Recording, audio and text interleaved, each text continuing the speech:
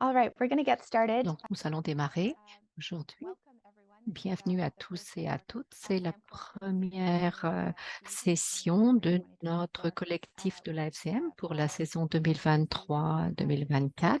Aujourd'hui, la session, ça s'appelle Risque de cybersécurité et municipalité, ce que les élus et élus doivent savoir. L'AFCM est très heureuse d'être en collaboration avec l'autorité canadienne pour les enregistrements Internet, CIRA, et donc nous allons remercier Syrah de votre partenariat avec la FCM. Je m'appelle Andrea Boyd, je suis directrice de partenariat à l'événement à la FCM. Nous sommes très heureux d'avoir ce genre de discussion importante puisque le mois d'octobre est le mois de la cybersécurité. Nous avons inséré cette session la dernière journée du mois d'octobre en allant de l'avant avec notre progrès vers la réconciliation. Je reconnais que nous sommes sur le territoire non cédé du peuple Anishinaabe Algonquin. Leur présence remonte à des temps immémoriaux. En tant qu'organisation, nous essayons de désapprendre les pratiques et les connaissances coloniales. Nous continuons à établir des relations et nous reconnaissons les contributions des peuples autochtones et nous apprécions leur aide en ce qui concerne le renforcement des communautés. Je voudrais que vous reconnaissiez le territoire sur lequel vous vous trouvez. Nous souhaitons la bienvenue aux membres de la FCM, des collègues, des bons leaders de secteur privé qui se trouvent un peu partout au Canada. Merci beaucoup d'être présents à cette session. Et donc, nous allons entendre plusieurs perspectives sur ce sujet. Avant de passer la parole à nos experts, voici quelques détails. Nous avons l'interprétation simultanée. Si vous voulez participer, bon, la session sera en anglais. Si vous voulez entendre le français, cliquez sur l'icône du globe en bas de votre écran et sélectionnez l'option en français. Si vous ne sélectionnez rien, vous allez entendre l'anglais. Si vous voulez poser une question, on vous demande de la mettre dans la boîte de discussion plutôt que d'utiliser la fonction main levée. Donc, tapez votre question et nous allons essayer de répondre au plus grand nombre de questions. Sachez que cette session est enregistrée et elle sera disponible sur demande sur le site web de la FCM. Maintenant, je voudrais vous présenter la modératrice. C'est Émilie Ledlau, professeure titulaire de la chaire de recherche du Canada en droit de la cybersécurité, Université de Calgary.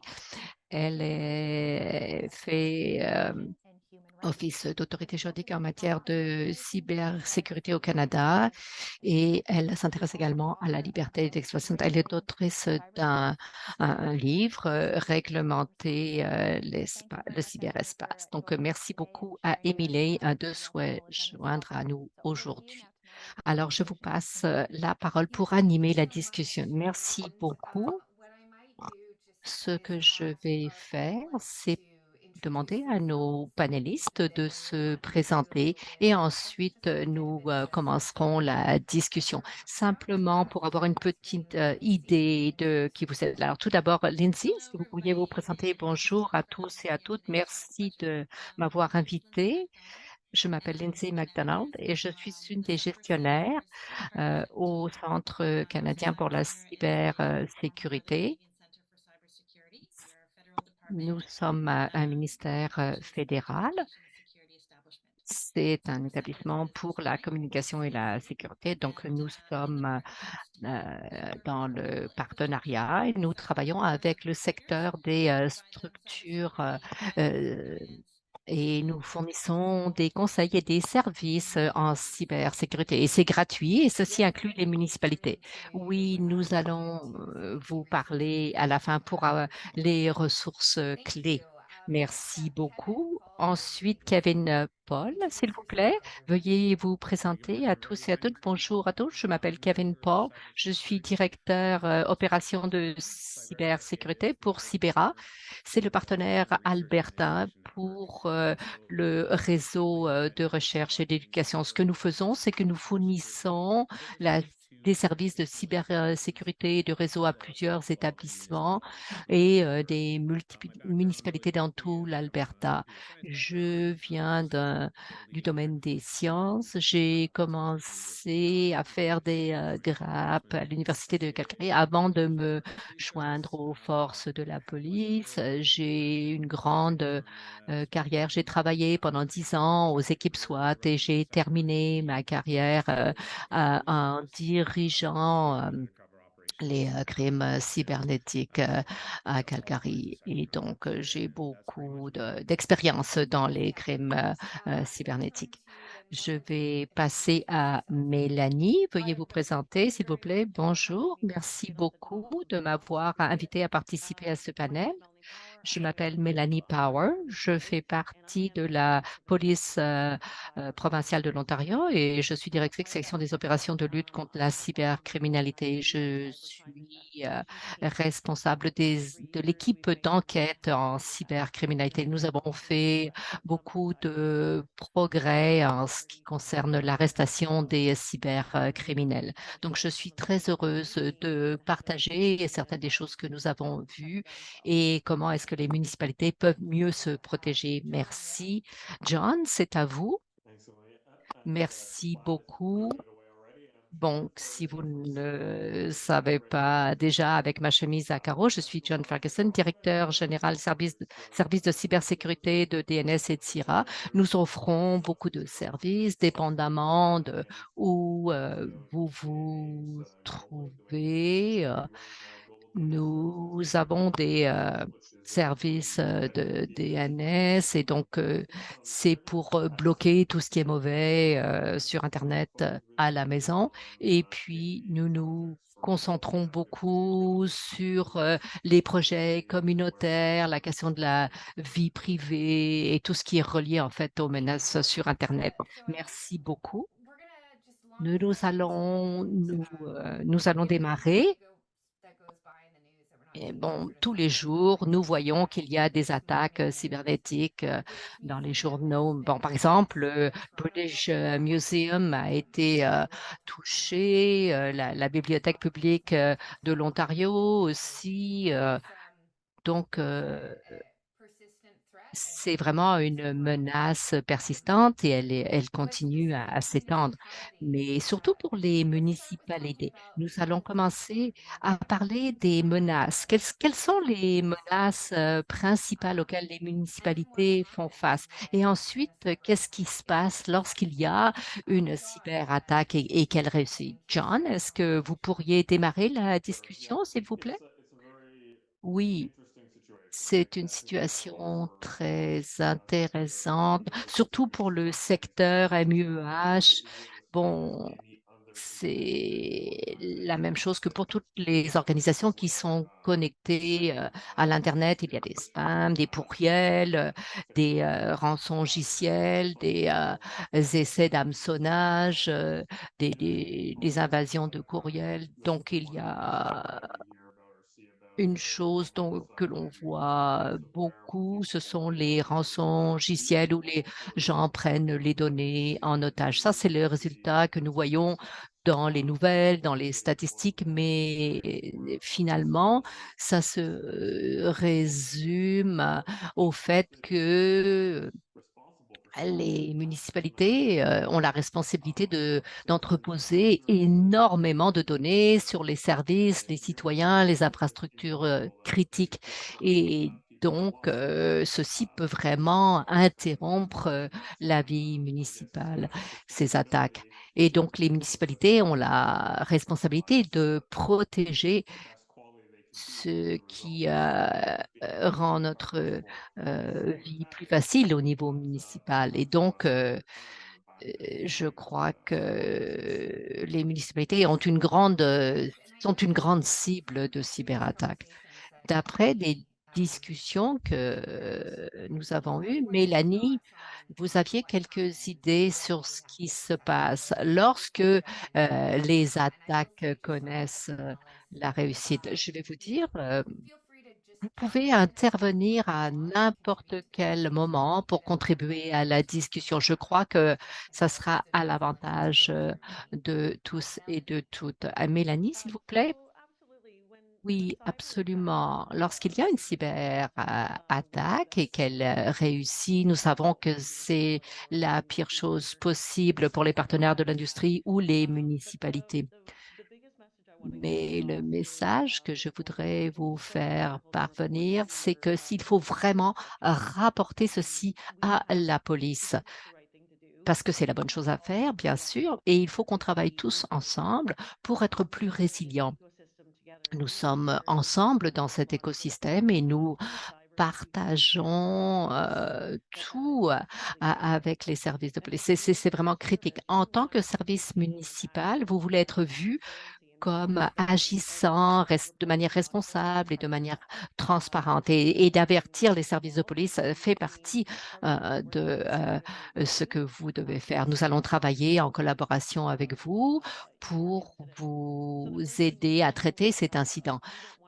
Nous ne voulons pas interférer avec le retour aux opérations, ça c'est critique pour vous. Donc nous menons notre enquête en parallèle.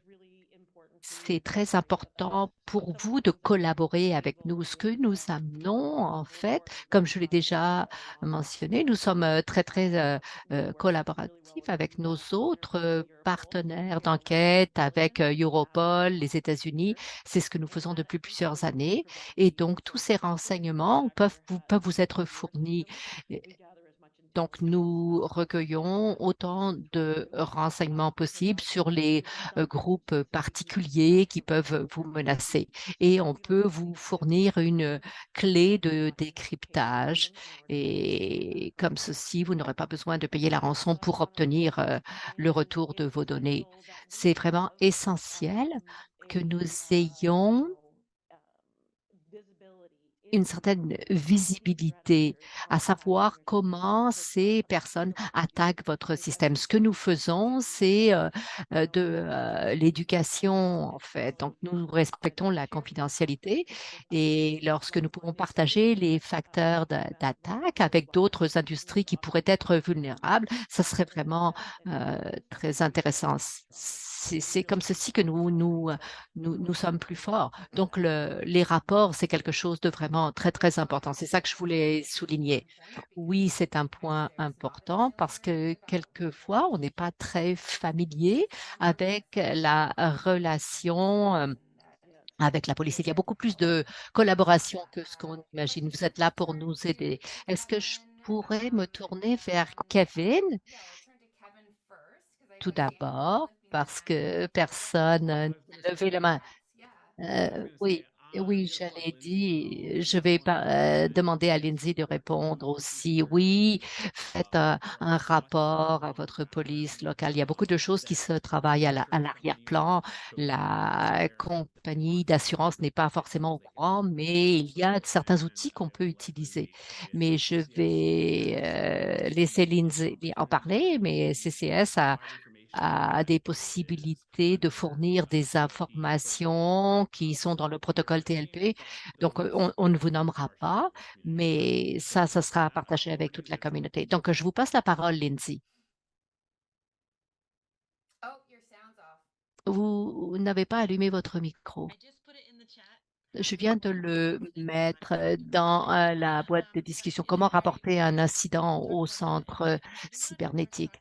Je voudrais tout d'abord parler de votre question initiale, qui était les menaces actuelles envers les municipalités. Tous les 2 ans, le centre cybernétique publie une évaluation des menaces cybernétiques. Vous pouvez le trouver sur notre site web. Je vous enverrai le lien dans la boîte de discussion. L'évaluation la plus récente est sortie en novembre 2002 et donc ce sera valable pour 2023-2024. Alors, cette évaluation note les 5 jugements clés dont on doit se préoccuper. Donc, ce sont les 5 menaces clés que nous pensons, sont les plus dynamiques et qui auront le plus de répercussions et qui continueront à faire partie des activités, de menaces cybernétiques. Donc, je voulais parler de ces 5 éléments.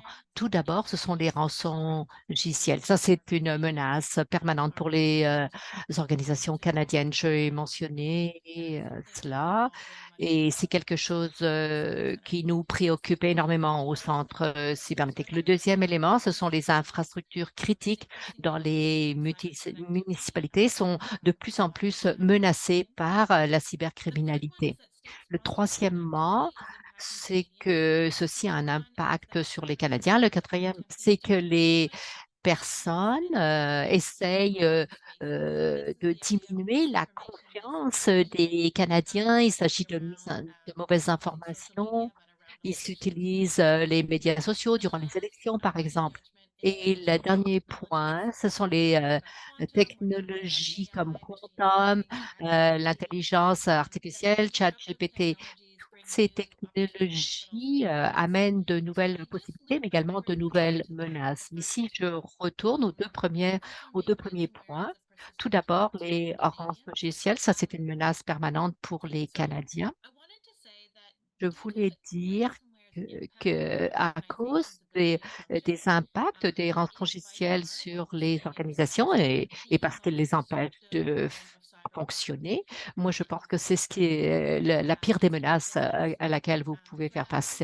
Il y a beaucoup de personnes qui vendent leurs outils en ligne. Donc, les rançongiciels, c'est un service maintenant. Vous n'avez pas besoin d'être un expert technique pour être un expert en cybercriminalité. Donc, c'est vraiment très préoccupant. Les infrastructures critiques comme les municipalités, et je vais inclure l'eau, les services énergétiques, etc. Parce que les municipalités ont l'eau municipale et les services énergétiques qui tombent sous leur mandat. Donc, ça, c'est vraiment lucratif comme cible de rançongiciel parce que vous ne pouvez pas vraiment avoir des perturbations au niveau des opérations. Ils le savent et ils pensent que vous allez payer et c'est pour ça qu'ils s'attaquent à vous. Donc, nous voudrions rappeler aux gens que les rançongiciels vont au-delà des coûts financiers de la rançon. Il faut inclure le temps où rien ne fonctionne. Ça peut mettre des vies à risque également. Il y a le pour rebâtir votre réseau, il y a les données qui sont peut-être perdues, mais il y a les dommages à la réputation qui est quand même assez important. Et la dernière chose que je veux dire pour les rançongiciels, c'est que aucun de vos systèmes sont complètement protégés.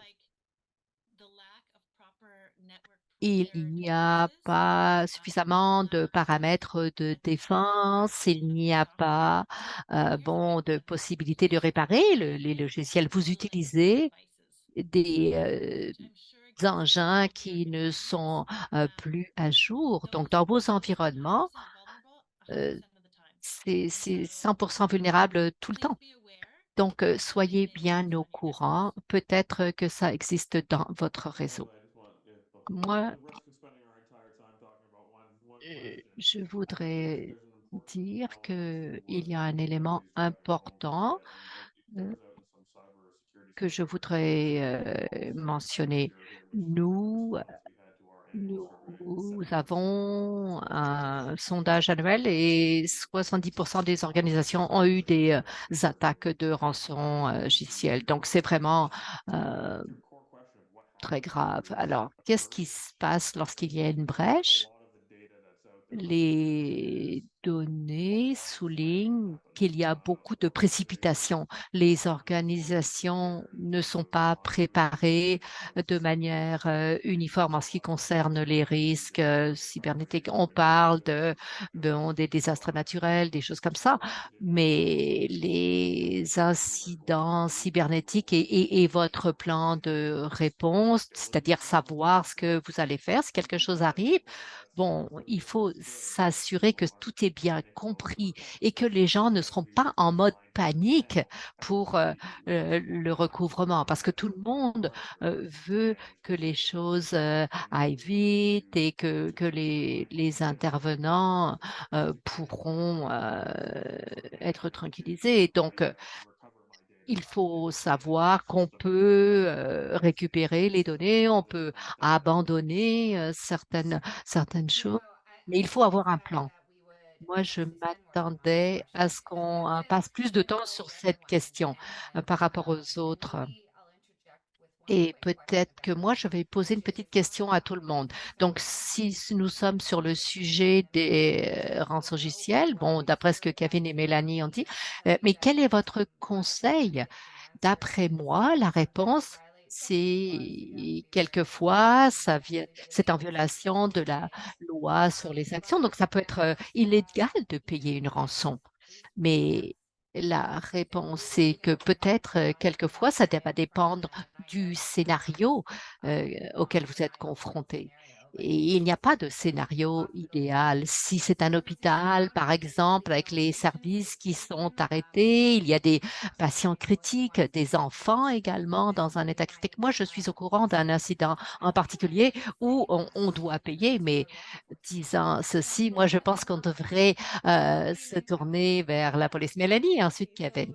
Oui, de notre perspective, nous n'appuyons pas le fait de payer la rançon. C'est une décision d'affaires, bien sûr, mais ça me rappelle lorsque j'étais petite, il y a eu les attaques de terroristes sur les avions. Il y avait une réponse mondiale et on disait, bon, on ne va pas permettre aux terroristes de s'emparer d'avions. Mais c'est la même chose avec la cybercriminalité. De manière collective, il faut vraiment résister et avoir un plan, comme John l'a dit. Il faut être aussi résilient que possible avec vos propres infrastructures critiques. Et il faut décider de manière unanime, non, on ne va pas payer la rançon, on va pouvoir se reconstruire. Parce que souvent, cet argent va à d'autres États et ça finance des choses vraiment que vous ne voulez pas financer.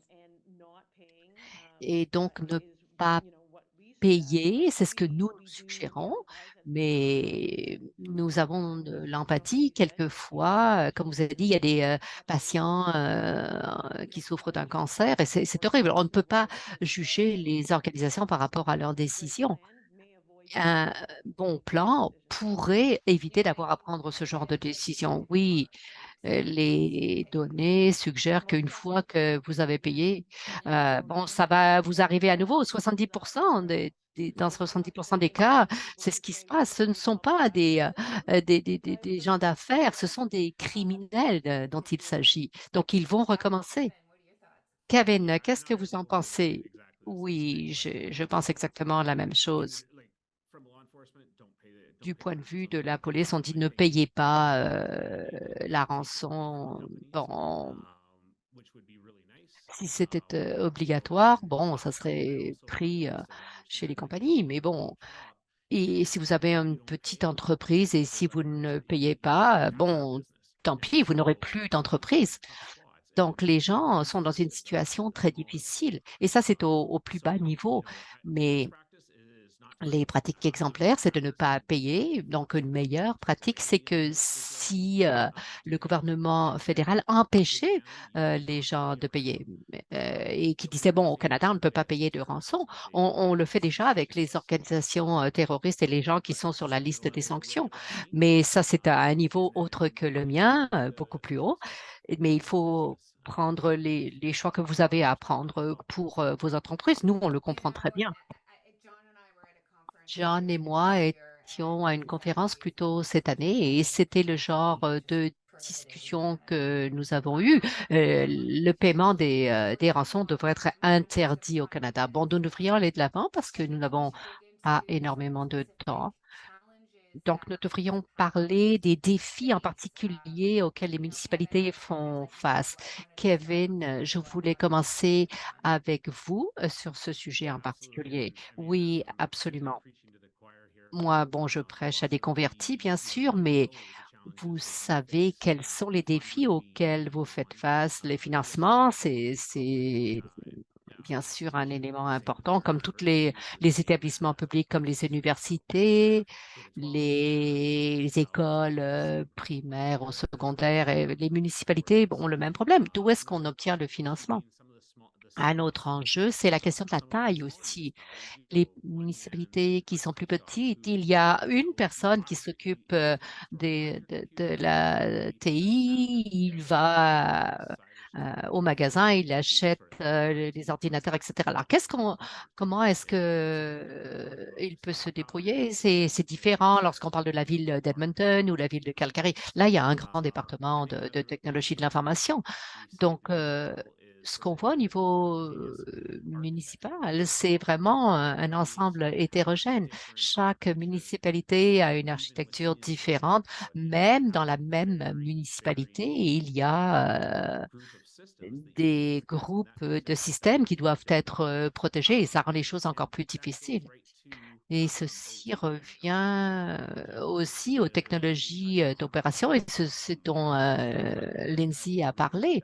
Moi, je vais le répéter avec mon expérience personnelle. J'ai eu un dossier où une municipalité a reçu un avis comme quoi il y avait des mauvaises personnes qui avaient accès au système. Et c'était pour l'usine de traitement d'eau. Donc, lorsqu'on ouvre une valve avec ça, on peut empoisonner toute l'eau de la municipalité en mettant beaucoup trop de chlore. Donc, les menaces qui font face auxquelles les municipalités font face sont énormes. Et le dernier point dont je voudrais parler, c'est que on a beaucoup de connaissances. Bon, les élus eux-mêmes ont ont de très bonnes connaissances, mais d'autres n'en ont aucune. Et quelquefois, il y a le personnel qui a le même niveau d'expérience. Je sais qu'avant ceci, j'étais directeur de la gestion en cas d'urgence et donc on a dû leur donner un cours pour gérer les urgences, mais il n'y a rien de pareil pour la cybercriminalité. Oui, je suis d'accord.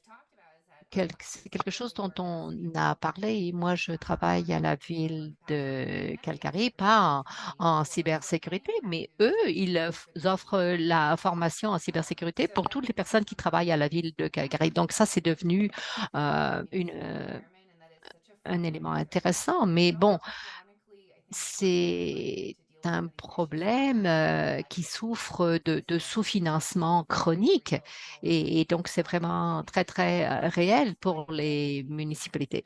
Mélanie, est-ce que vous aviez quelque chose à ajouter en ce qui concerne ces défis? Oui, absolument. Ça revient toujours à l'argent.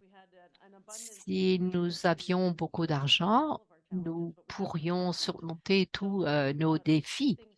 Mais il y a deux choses qui sont extrêmement importantes. Tout d'abord, il faut qu'il y ait des experts en cybersécurité au niveau de l'exécutif. Ça ne peut pas être plusieurs niveaux plus bas où ils ne peuvent pas donner leur opinion.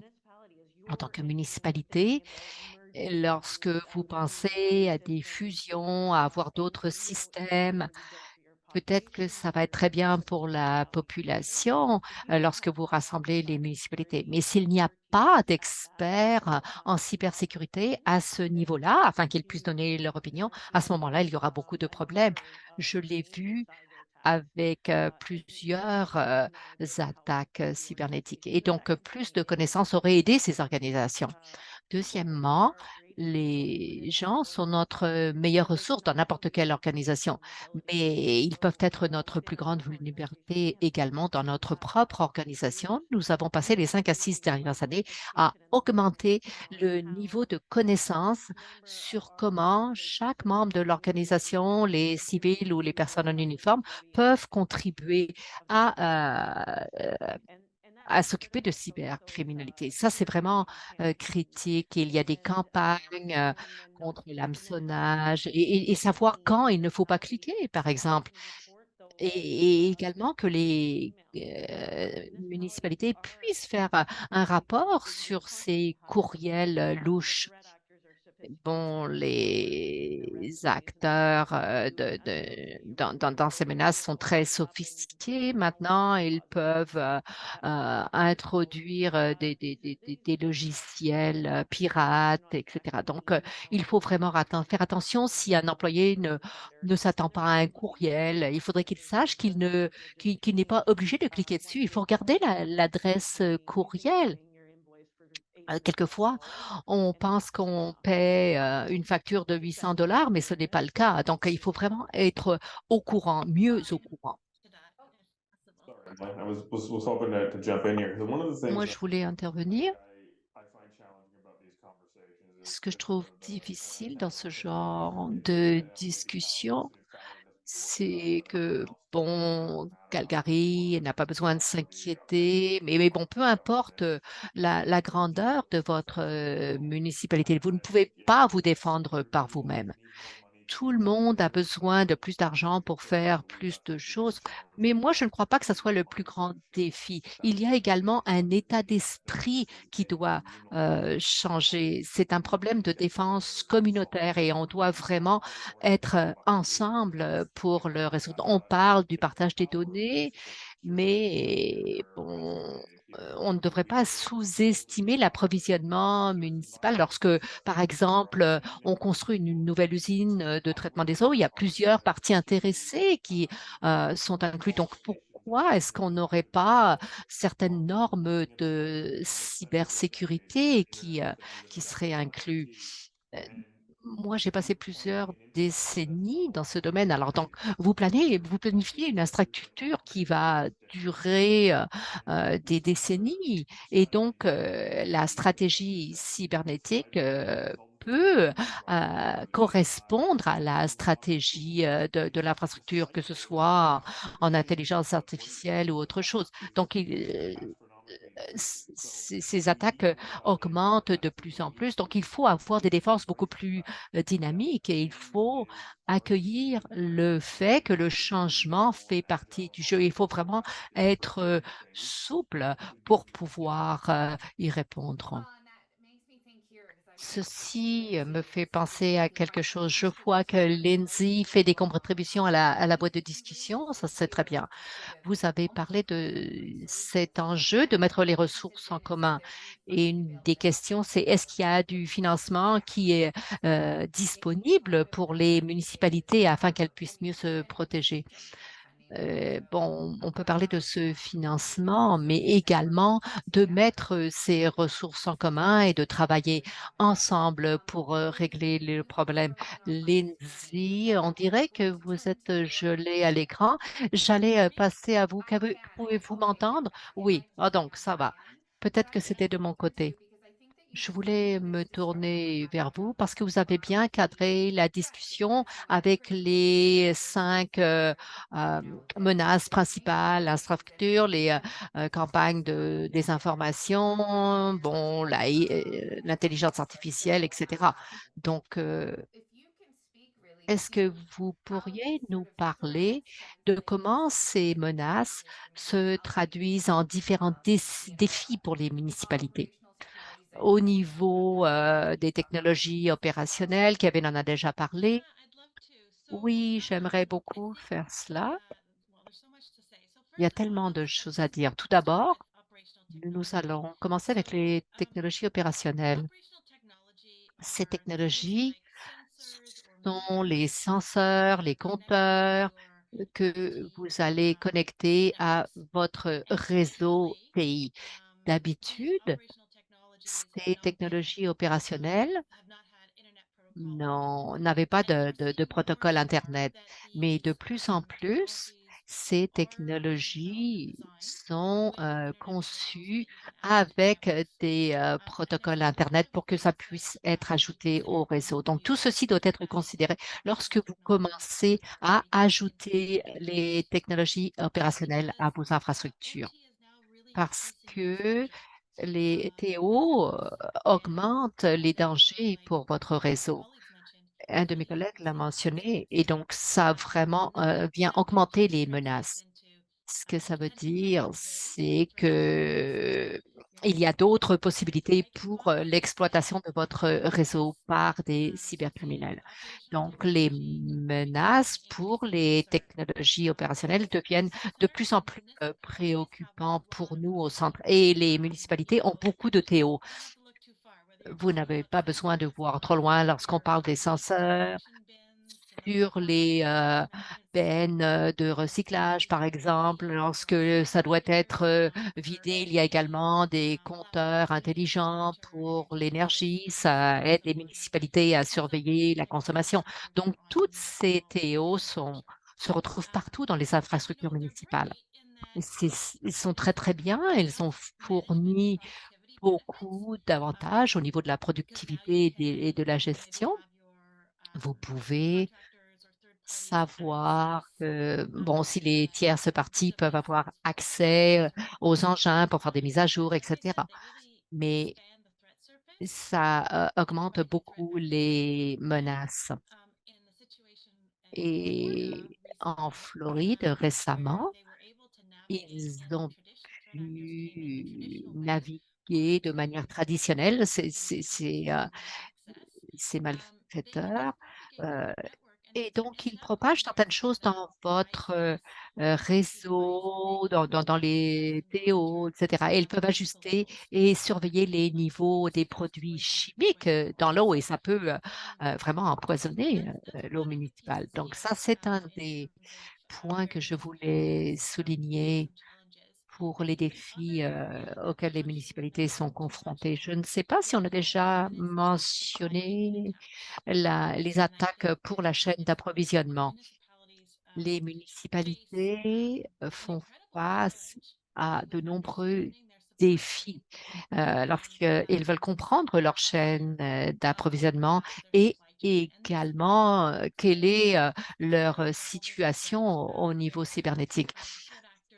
Les, les criminels cybernétiques vont cibler certains endroits, ils vont envoyer euh, leur logiciel criminel chez les fournisseurs et également dans les infrastructures. Donc, on a déjà vu cela à de nombreuses occasions durant les 3 dernières années. Il y a 2 ans, il y avait SolarWinds. Le logiciel a été compromis et tous les gens qui avaient SolarWinds ont fait des mises à jour et ils se sont retrouvés avec des cybercriminels. Donc, je voulais souligner ce que Mélanie avait dit. La sécurité cybernétique est encore vue comme étant un enjeu technique de TI, mais c'est vraiment un problème, un enjeu au niveau des affaires et ça doit vraiment être présent au niveau des conseils d'administration et de la haute direction. Il faut vraiment parler des risques et de la tolérance aux risques dans votre municipalité. L'autre chose que je voulais vous présenter, c'est que la formation et l'éducation pour votre personnel, c'est vraiment quelque chose de très important. Mais il ne faut pas oublier que ça prend juste un clic sur un mauvais URL ou un message texte pour qu'un cybercriminel ait accès à votre réseau. Et à cause de ceci, je dis qu'il faut vraiment avoir un service protégé DNS. Il y a plusieurs contrôles qu'on peut mettre en place pour la défense et la profondeur. Mais d'avoir un service protégé, c'est essentiel. Sira en a un, on n'est pas les seuls. Mais donc, un serveur DNS protégé va empêcher les cybercriminels à avoir accès à votre réseau, même si quelqu'un a cliqué sur un courriel. Je fais attention au temps, mais certaines des questions ont déjà eu une réponse dans la boîte de discussion. Je vais vous passer la parole, John, parce que je voudrais que vous fassiez un commentaire sur 2 choses. Tout d'abord, d'expliquer qu'est-ce que Sira offre avec ce serveur DNS protégé, mais également quels sont les investissements des organisations pour la protection cybernétique. Et donc, il y a beaucoup de protection du côté technique, mais moins du côté de la gouvernance. Donc, un DNS protégé, bon, ce sont des services qui sont fournis. Sira, c'est un petit peu différent. Nous le donnons gratuitement pour tous les organisateurs, comme Bouclier canadien. Vous pouvez juste le télécharger et l'utiliser. C'est un autre sujet important, mais bon, il faut euh, faire des choix, regarder vos clients, etc. Il y a beaucoup de politiques qui changent dans le monde de l'Internet, dépendamment des juridictions. Mais savoir ce qu'ils vont faire avec les données, ce qu'ils ont droit de faire avec les données fournies. Donc, c'est ça. Nous avons des ententes de services. Donc, il y a beaucoup de choses qui peuvent être faites. Il y a beaucoup de municipalités avec lesquelles nous travaillons directement pour avoir ce DNS protégé. Lorsqu'on essaye de retracer un problème, que ce soit protégé ou non, DNS, c'est vraiment un bon endroit où commencer pour savoir comment les cybercriminels se déplacent dans l'environnement. Donc, simplement de comprendre votre infrastructure DNS pourrait aider à régler ces enjeux. Du point de vue des ressources, le sondage que nous avons fait, 73% des organisations qui ont répondu que leur budget en sécurité TI a augmenté durant les 3 dernières années. Donc, je pense que les gens obtiennent plus d'argent ou demandent plus de financement, mais je ne sais pas si c'est dépensé au bon endroit. Ça, c'est un autre débat qu'on pourrait avoir. Mais il y a des augmentations dans cette direction. Je crois que c'est un point positif. Ceci nous amène à la prochaine question. D'après vous, quelle est la chose la plus importante que les municipalités pourraient faire pour mieux se protéger? Bon, bien sûr, nous ne connaissons pas toutes les réponses que les panélistes pourraient avoir. Donc, je voudrais vérifier s'ils ont la même réponse. Mélanie, est-ce que vous pourriez nous commencer? Comme je l'ai dit, c'est important d'avoir la représentation au niveau de la haute direction. Ça, c'est un point clé. Numéro 2, c'est l'éducation, la formation à l'intérieur de votre propre municipalité avec votre propre personnel. Comme ceci, ils pourront partager leurs, leurs enjeux. Et ensuite, il y a la question de la collaboration. Nous faisons tous partie de l'écosystème. Nous devons tous travailler ensemble si nous voulons améliorer notre position. Donc ça, c'est très, très important. Il ne faut pas éviter les partenariats. Il faut travailler ensemble et il faut s'assurer qu'on a la collaboration au niveau municipal où vous partagez les informations les uns avec les autres et que vous vous rencontrez régulièrement pour savoir quels sont les facteurs d'attaque. Et dernièrement, en parlant avec les municipalités durant les dernières années, on ne peut pas simplement espérer que ça n'arrivera jamais chez vous. Il faut plutôt penser à quand ça va arriver, nous serons prêts. Kevin? Oui. Numéro un, bon, collaboration dans le secteur. C'est quelque chose sur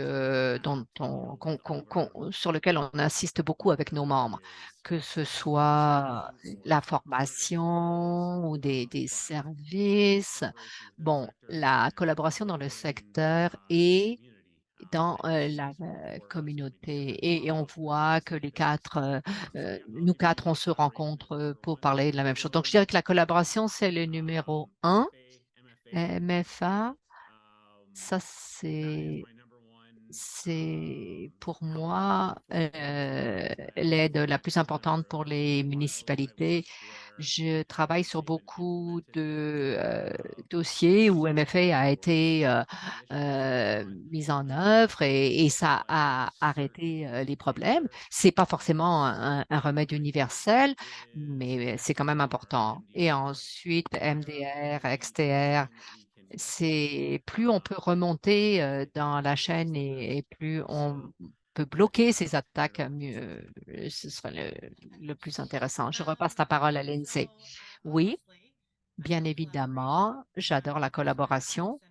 C'est pour ça que le centre cybernétique est là pour vous aider et nous aimons collaborer avec les municipalités. Je vais répéter ce que Kevin a dit. C'est quoi MFA? MFA? Est-ce que vous pouvez dire ce que c'est? Il y a une question dans la boîte de discussion. Multiple authentification. C'est pour s'inscrire avec plus d'un facteur d'authentification. Et également aussi, euh, très souvent, nous voyons ça au centre. Nous donnons des renseignements sur les nouvelles vulnérabilités.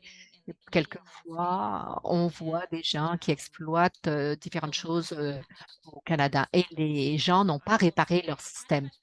Alors, il faut continuer à améliorer le système. Mais pour moi, le numéro un, c'est d'avoir un plan de réponse en cas d'incident et quelque chose qui a déjà été mis à l'essai. Parce que si ça, ce n'est pas si ça va arriver, c'est quand. Donc, il faut avoir un bon plan de communication. Il faut savoir à qui vous avez en parlé. Vous allez savoir euh, qui appeler et quand appeler. Donc, c'est très, très important d'avoir ce plan. Donc, moi, c'est ça, ce plan de réponse aux incidents. Oui, il y a beaucoup de compagnies maintenant qui fournissent des exercices et qui s'adressent aux menaces particulières auxquelles les entreprises font face. Donc, ils peuvent avoir quelque chose de particulier pour les municipalités. Et ils l'ont fait avec mes étudiants en droit, juste pour leur donner une idée. John, à I'm just vous, trying to tie this all together, do I? je vais essayer de So résumer tout cela, but toutes de très my bonnes recommandations. Mais I guess moi, point of advice is mon to conseil change the mindset numéro because un, c'est de changer it's l'état d'esprit. sort of Souvent, silver bullet type il situation. y a des, comme des balles d'argent, mais non, non, non, ce n'est pas le cas. Parce que, bon, il y a ces différentes authentifications ou d'autres choses, mais il faut vraiment changer l'état d'esprit. C'est une dépense opérationnelle. C'est là où vous en êtes à n'importe quel moment. Donc, moi, mon conseil, c'est de vous prendre un des cadres que vous avez. Ce sont tous des outils pour évaluer le niveau de sécurité de votre système. Quelquefois, s'il y a un problème, et il faut essayer ce genre d'outils, il faut les comparer aussi. Ils fournissent de très, très bonnes recommandations, des endroits où on peut avoir des résultats plus rapides. Vous pouvez toujours changer les choses, réévaluer, etc. Le pire, en fait, c'est de ne rien faire. Mais c'est pas forcément juste le budget ou des changements incroyables à l'organisation pour améliorer votre position. Il y a surtout comprendre quel est l'environnement, les menaces auxquelles vous faites face. Les gens aiment beaucoup les matrices, les choses qu'on peut cocher sur une liste. Donc, ça pourrait être un très bon outil pour les leaders municipaux. Et ils peuvent dire, bon, j'ai besoin de plus d'argent, j'ai besoin de partager l'information, j'ai besoin de plus de personnel, j'ai besoin de partager ça avec d'autres municipalités. Donc, je pense que c'est un très, très bon outil à long terme et c'est ça ce qui va vous aider à surmonter vos problèmes. Une des questions dans la boîte de discussion, bon, on demande, bon, comment est-ce qu'on peut traiter les NDA? Il y a des petites municipalités qui ont certains obstacles. Il faut qu'ils comprennent les risques au système qui a déjà été évalué par quelqu'un d'autre dans le secteur public. Mais en ce moment, il n'y a pas de régime réglementaire, que ce soit au niveau fédéral ou provincial, pour qu'il n'y ait pas ces ententes de non-divulgation. Donc, tout le monde prend beaucoup plus de risques ou paye trop par rapport à ce qui est nécessaire. Donc, est-ce que vous auriez des commentaires à faire sur ce point? Et ceci revient aux questions sur le financement pour la cybersécurité, les besoins techniques, les besoins en ressources humaines également. J'ai répondu dans la boîte de discussion.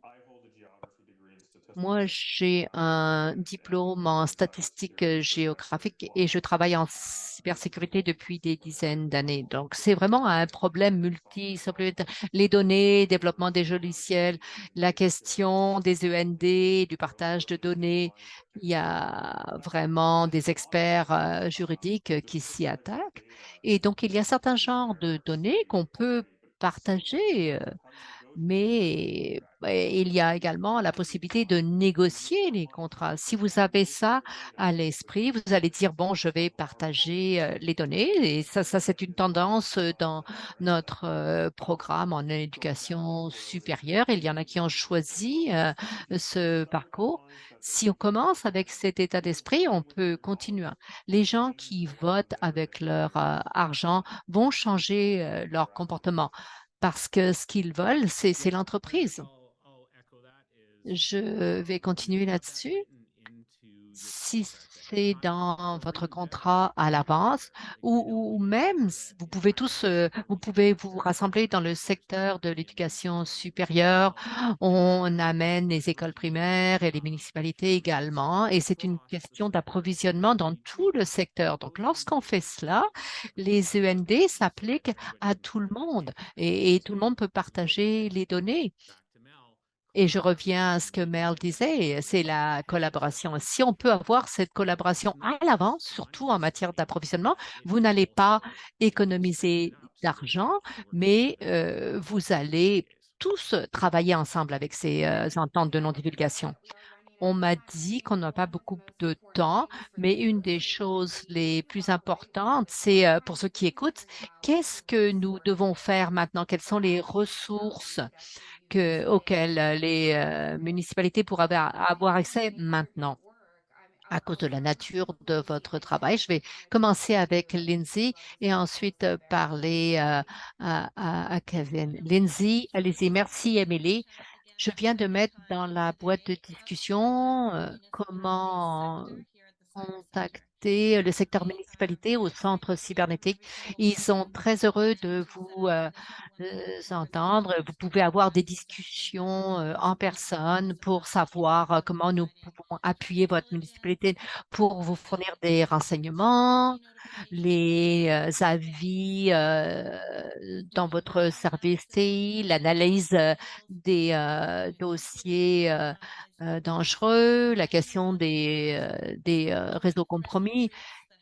Il y a également des sessions toutes les 2 semaines où nous renseignons les professionnels en TI des vulnérabilités clés dont nous sommes au courant au centre, les nouveaux acteurs criminels, les nouvelles choses qu'ils emploient. Nous voulons vous entendre et donc je vous encouragerai à nous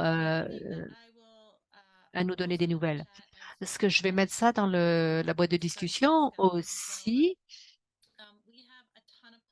Nous avons beaucoup de publications sur notre site web externe. Je les ai mis ici dans la boîte de discussion. Je vais en afficher d'autres parce que je pense que les municipalités pourraient être intéressées. Mais s'il y a quelque chose que vous recherchez en particulier, veuillez nous communiquer avec nous. Pour les ressources, je pense que c'était Kevin qui l'avait mentionné. il faut s'assurer que vous avez fait une évaluation de votre position en cybersécurité. Il y a un outil qu'on a élaboré avec la sécurité publique. Ça s'appelle l'outil en cybersécurité, CCST. Je vais vous mettre le lien.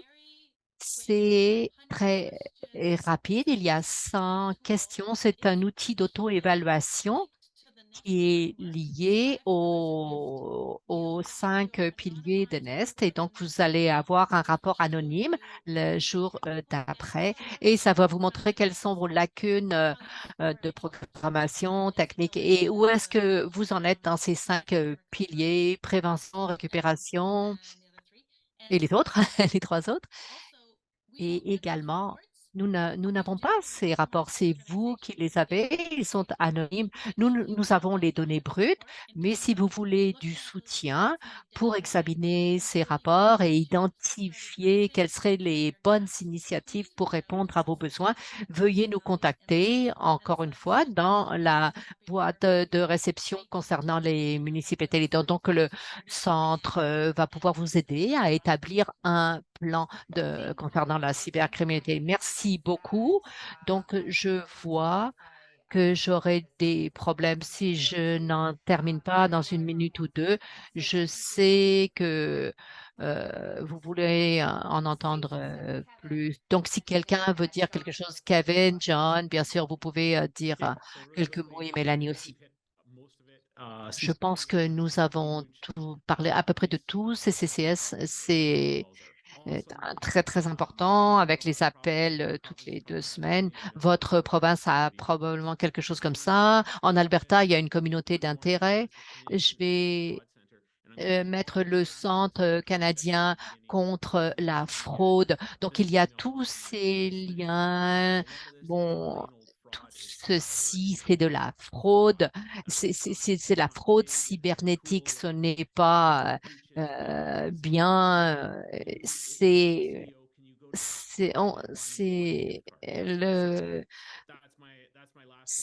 vraiment très, très simple. Alors, donc, voilà, je vous passe la parole. Une dernière chose, vous pouvez aller voir le bouclier canadien, notre site web Asira. Il y a les citoyens, nous les protégeons et nous réduisons les facteurs de risque dans les systèmes en général. Donc, on parle de leadership, de communication, on peut aider au niveau municipal. On ne parle pas simplement d'outils techniques. Il faut que les gens soient au courant des menaces actuellement. Merci beaucoup, Andrea. Et maintenant, à l'écran, Mélanie, est-ce que vous avez une phrase? Il faut avoir un plan, il faut travailler ensemble, mais c'est une chose à la fois. Si vous ne savez pas, demandez-nous. On est toujours là. Donc, merci beaucoup. Bien sûr, j'aimerais en entendre plus de votre part. Merci beaucoup, Émilie. Il faut que je dise merci à Kevin, John, Lindsay, Melanie. C'était vraiment très intéressant. Comme quelqu'un l'a dit, c'est une ressource incroyable pour les municipalités de toute taille. Nous allons vous envoyer un courriel de remerciement et nous allons partager les ressources avec vous dans la courriel. C'est également disponible sur notre site web et nous allons afficher un enregistrement sur notre site web. Donc, veuillez partager ceci avec vos collègues et d'autres personnes à la FCM. Merci beaucoup d'avoir eu cette conversation critique. Merci, Syrah, de votre soutien et merci d'avoir envoyé toutes ces ressources. Si vous avez apprécié la réunion aujourd'hui, on se rend une le mois prochain sur le secteur du tourisme. Nous explorons plusieurs facettes du secteur municipal. Merci beaucoup à Émilie d'avoir animé cette discussion très intéressante. Alors, bon Halloween à tout le monde.